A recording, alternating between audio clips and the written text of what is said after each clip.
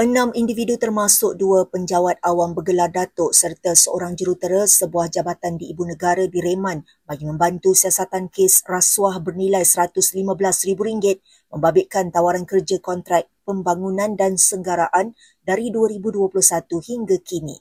Rasuah membabitkan wang tunai, pembiayaan ubah suai rumah serta pemberian telefon bimbit bagi tawaran kerja kontrak pembangunan dan senggaraan. Turut ditahan pasangan suami isteri bersama bapanya seorang pemilik syarikat yang bergelar datuk dan seorang kontraktor kerana disyaki bertindak sebagai orang tengah. Perintah reman dikeluarkan Magistrat Irza Zulaika Rohanuddin selepas permohonan dibuat Suruhanjaya Pencegahan Rasuah Malaysia SPRM di Mahkamah Magistrat Putrajaya semalam. 5 suspek direman 5 hari sehingga 24 Mei ini, manakala seorang lagi direman 3 hari sehingga Khamis.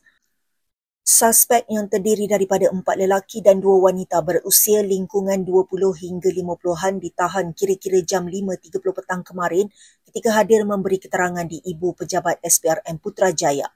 Pengarah kanan bahagian operasi khas SPRM Datuk Muhammad Zamri Zainul Abidin ketika dihubungi mengesahkan tangkapan terhadap kesemua suspek dan berkata kes disiasat di bawah Seksyen 17(A Akta SPRM 2009.